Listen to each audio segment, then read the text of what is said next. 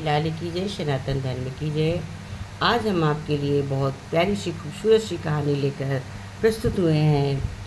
पंचतंत्र की कहानियाँ जो मैं आपको रोज़ डालती हूँ, ज्ञानप्रद शिक्षाप्रद, उसमें मैं आपके लिए आज लाई हूँ खरगोश की चतुराई। आप लोग इसको सुनिएगा और बताइएगा मेरी कहानी आपको कैसी लगी। अच्छी लगे तो लाइक सब्सक्राइब करिएगा। तो अब शुरू करते हैं। खरगोश की चतुराई। किसी घने वन में एक बहुत बड़ा शेर रहता था। वो रोज़ शिकार पर निकला करता और एक ही नहीं, दो नहीं, कई कई जानवरों का काम तमाम कर देता। जंगल के जानवर डरने लगे कि अगर शेर इसी तरह शिकार करता रहा तो एक दिन ऐसा आएगा कि जंगल में कोई भी जानवर नहीं बचेगा। सारे जंगल में सनसनी फैल गई। शेर को रोकने के लिए कोई ना कोई उपाय करना जरूरी है। एक दिन जंगल के सारे जानवर इकट्ठा हुए और इस पर प्रश्न करने लगे। अंत में उन्होंने तय किया कि वे सब शेर के पास जाकर उनसे इस बारे में बात करें। दूसरे दिन जानवरों के एक दल शेर के पास पहुंचा। उसने अपने शेर आते हुए देखकर घबरा गया और गरज कर बोला, क्या आप हैं? तुम सब यहाँ क्यों आए हो? जानवर दल के नेता ने कहा, महाराज, हम आपके पास निवेदन करने आए हैं। आप राजा हैं और हम आपकी प्रजा। जब आप शिकार करने निकलते हैं तो आप जानवर मार डालते हैं। आप सबको खा भी नहीं पाते हैं।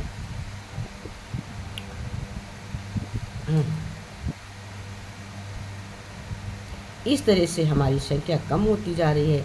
अगर ऐसा ही होता रहा तो हम किसी दिन जंगल में आपके सिवाय और कोई भी नहीं बचेगा। प्रजा के बिना राजा कैसे रह सकता है? यदि हम सभी मर जाएंगे तो आप भी राजा नहीं रहेंगे। हम चाहते हैं कि आप सदा हमारे राजा बने रहें। आपसे हमारी विनती है कि आप अपने घर पर ही रहा करें। हम स्वयं रोज आकर आपके खाने के लिए एक जानवर भेज दिया करेंगे। इस तरह से राजा और प्रजा दोनों ही चैन से रह सकेंगे। शेर को लगा कि जानवरों की बात की में सच्चाई है। उसने पल भर सोचा, फिर बोला, अच्छी बात है, मैं तुम्हारे सुझाव को मान लेता हूँ, लेकिन याद रखना, अगर किसी भी दिन तुमने मेरे खाने के लिए पूरा भोजन नहीं भेजा तो मैं जितने जानवर चाहूँगा मार डालूँगा। जानवरों के पास तो और कोई चारा नहीं था, इसलिए उन्होंने शेर की शर्त मान ली और अपने अपने घर चले गए।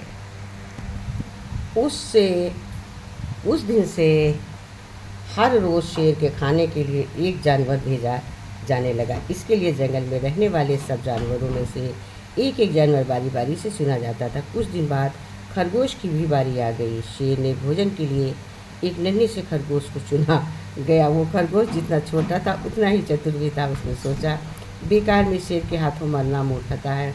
मैं अपनी जान बचाने का कोई ना कोई उपाय अवश्य करना चाहिए और हो सके तो कोई ऐसी तकलीफ ढूंढूं जिससे कि सभी को इस मुसीबत से सदा के लिए छुटकारा मिल जाए। आखिर उसने एक तरकीब सोच ही लिया। खरगोश धीरे धीरे आराम से शेर के घर की ओर चल पड़ा। जब वो शेर के पास पहुंचा तो बहुत देर हो चुकी थी। भूख के मारे शेर का बुरा हाल हो रहा था। जब उससे सिर्फ एक छोटे से खरगोश को अपनी ओर आते हुए देखा, गुस्से से बौखला उठा और गरज कर बोला, किसने तुम्हें भेजा है? एक तो विदेश से हो, दूसरे इतनी देर में आ रहे हो। जिस बेवकूफ़ ने तुम्हें भेजा है मैं उन सबको ठीक करूँगा। एक एक का काम तमाम ना किया तो मेरा नाम शेर नहीं है। अब देखो, ये यही से इनको सिखा भी देगा।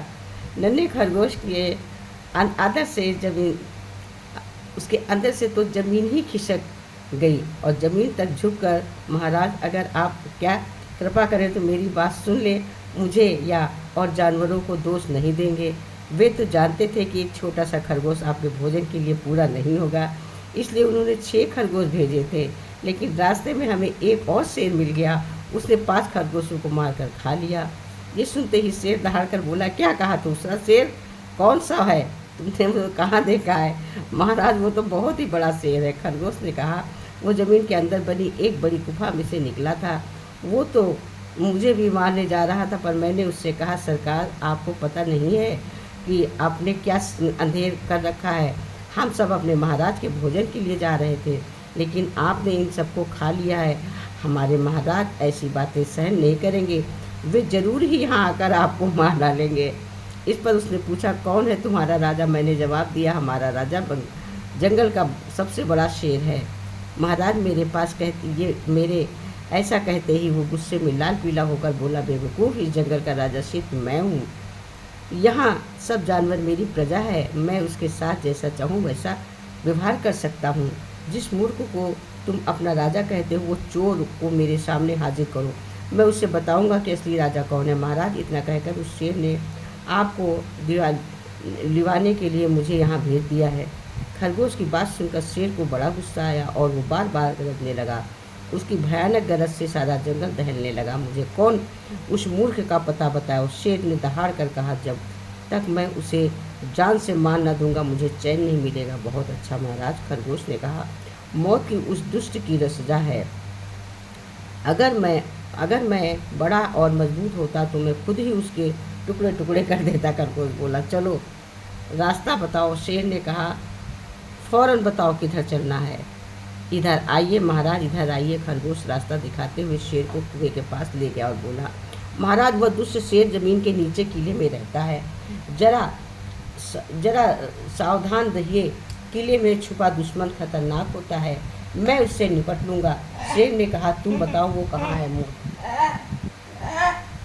पहले जब मैंने उसे देखा था तब वो यहीं पर खड़ा था, लगता है आपको आता देखकर किले में घुस गया है। आइए मैं आपको दिखाता हूँ।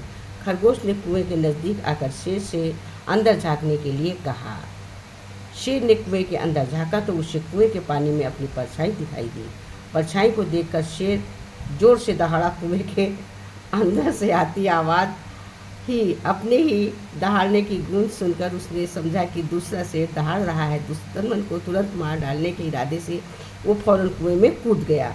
कूदते ही पहले तो कुएं की दीवार से टकराकर फिर धड़ाम से पानी में गिरा और डूबकर मर गया। इस तरह चतुराई से शेर से छुट्टी पाकर नन्हा खरगोश घर लौटा। उसने जंगल के जानवरों को शेर के सारे जाने की कहानी सुनाई। दुश्मन के मारे जाने की खबर से सारे जंगल में खुशी फैल गई। जंगल के सभी जानवर खरगोश की जय जयकार करने लगे, जय जयकार मनाने लगे। अब सभी जानवर खुश से रहने लगे। इसका मतलब ये हुआ कि हमें सदा चतुराई से काम लेना चाहिए, और अगर हम ज़्यादा दहाड़ते हैं या अहंकार करते हैं तो अहंकार एक दिन नष्ट होता है। इससे हमें चतुराई से काम लेना चाहिए, समझदारी से काम लेना चाहिए। जिससे बड़े बड़े जानवर शेर के शिकार बन गए और छोटा से खरगोश ने सबको फ्री करा दिया, सबको मुक्त करा दिया। इसी तरह से हमें दिमाग से काम लेना चाहिए, किसी के कहे से बहकावे से हमें उड़ना भागना नहीं चाहिए। अगर खरगोश की चतुराई हमारी आपको अच्छी लगे तो आप हमें लाइक सब्सक्राइब करिएगा। आज इस कहानी का ब्रेक इतना ही है, कल किसी दूसरी अन्य कहानी के साथ मिलेंगे। तब तक इतना ही। जय श्री कृष्ण।